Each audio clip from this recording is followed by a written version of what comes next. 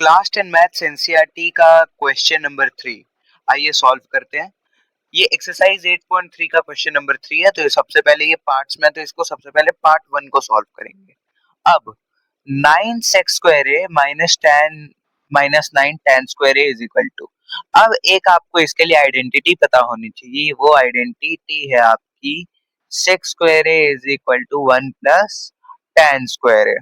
तो अगर मुझे एक बात समझ में आ रही है कि अगर मैं इनमें कॉमन ले लूं, क्या 9 in bracket sec square A minus tan square A, तो अगर मैं इनको ऐसे ले लूं तो मुझे एक बात पता चल जाएगी कि सेक square A minus tan square ए, अगर मैं भी इसको इधर ट्रांसपोज कर दूं तो ये क्या हो जाएगा, इज इक्वल टू 1। तो 9 इन ब्रैकेट 1, तो आपका आंसर भी आ जाएगा 9 ही। तो ऑप्शन मतलब फर्स्ट पार्ट का ऑप्शन बी आपका सही है। आइए दूसरे क्वेश्चन पे पढ़ते हैं।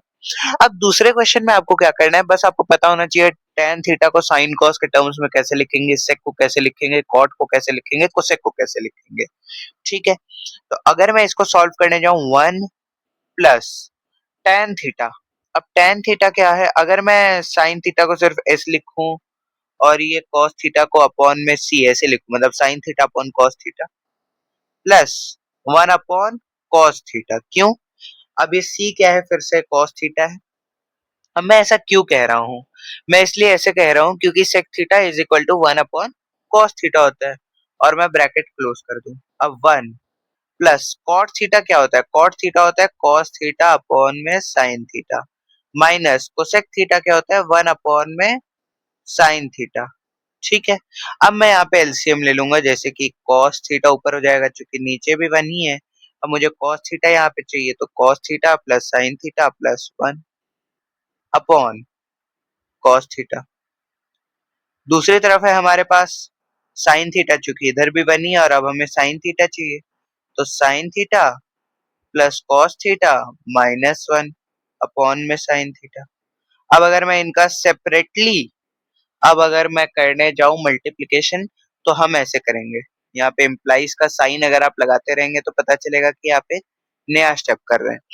अब cos थीटा है वो sin थीटा cos थीटा 1 से मल्टीप्लाई होगा, sin थीटा cos थीटा 1 से मल्टीप्लाई होगा, 1 sin theta cos theta minus 1 से होगा। तो ये आपको इस तरीके से मल्टीप्लाई करना है। ऐसा नहीं कि आपने cos को sin से कर दिया, sin को cos से कर दिया, प्लस 1 माइनस 1 से। आपको पूरा मल्टीप्लाई करना है। तो sin cos में लिख सकते हो cos इंटू साइन या sin इंटू cos सेम ही हुआ, plus cos square plus, plus नहीं माइनस होगा, क्यों? क्योंकि माइनस 1 का साइन है, minus cos plus sin square plus cos sine को मैं फिर से sin cos लिख दूंगा।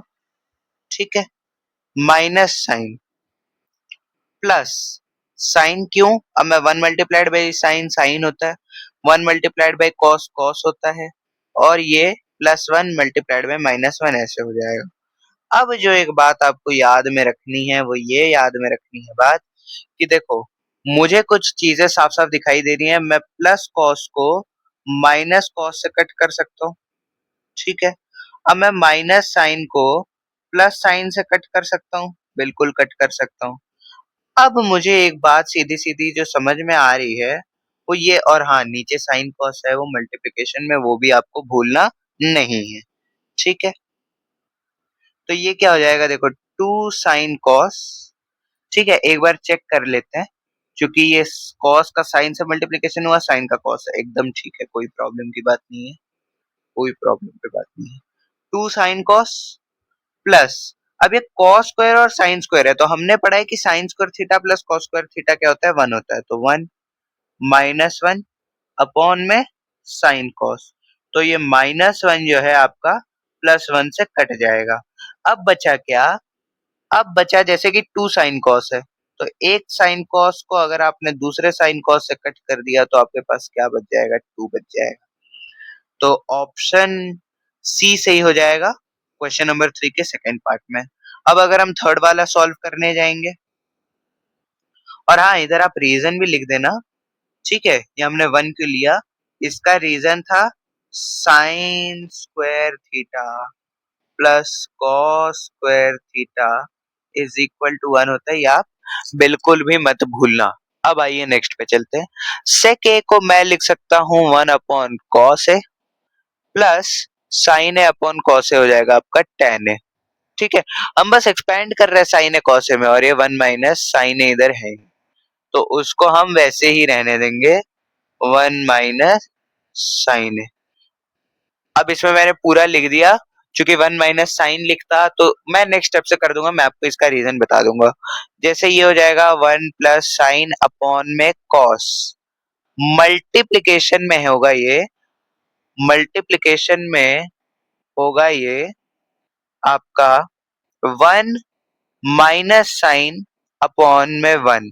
ठीक है, ठीक है, कोई डाउट की बात नहीं है, बिल्कुल भी डाउट की बात नहीं है। एक मिनट, हाँ, क्या आपको ये बात समझ में आई? क्योंकि ये पार्ट बहुत इंपॉर्टेंट है। जैसे मैंने क्या बोला देख लो, 1 माइनस साइन था इधर, अब 1 प्लस साइन अपॉन में कॉस है, अब इसको मैंने ब्रैकेट लगा दिया, और इधर 1 माइनस साइन अपॉन में 1 हो जाएगा। ठीक है, कोई प्रॉब्लम की बात नहीं है। तो अब क्या a plus B A minus B वाला आइडेंटिटी नहीं लग जाएगा? बिल्कुल लग जाएगा, देखो ना। क्यों?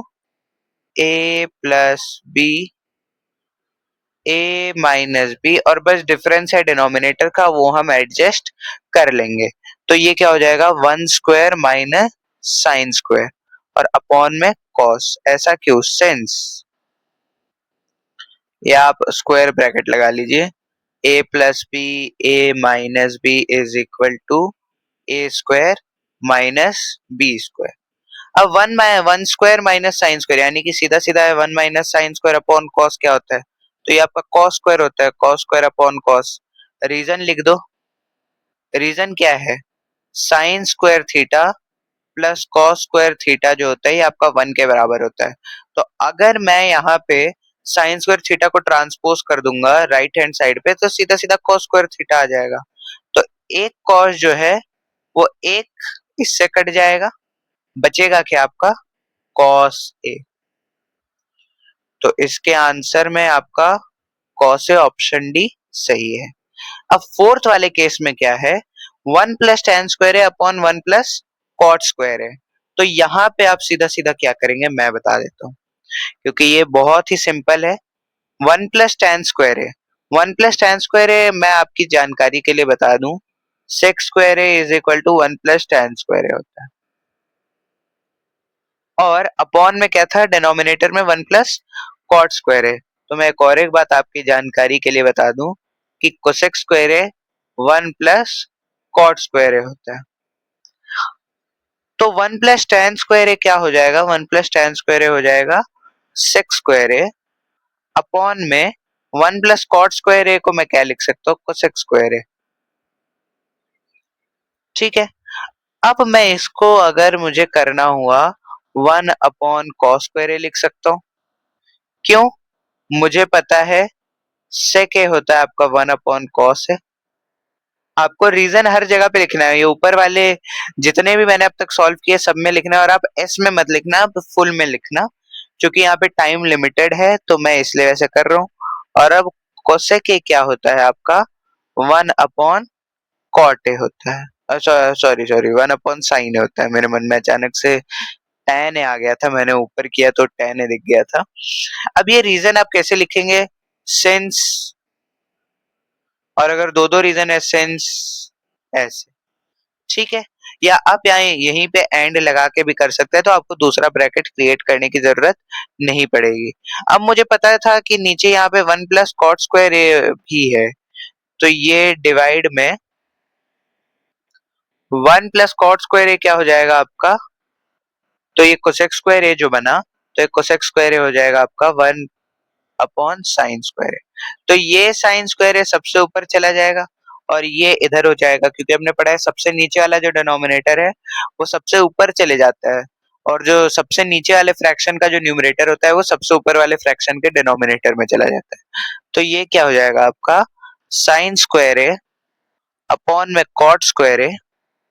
इससे आपका आंसर निकल के आ जाएगा tan स्क्वायर है। तो यहाँ पे आपका फोर्थ का आंसर आता है tan स्क्वायर ए। ये इसका आंसर हो गया ऑप्शन डी। वीडियो अच्छा लगा लाइक करें, शेयर करें, सब्सक्राइब करें। This was your question number 3 from exercise 8.3 of your class in maths NCERT. Thank you so much for watching.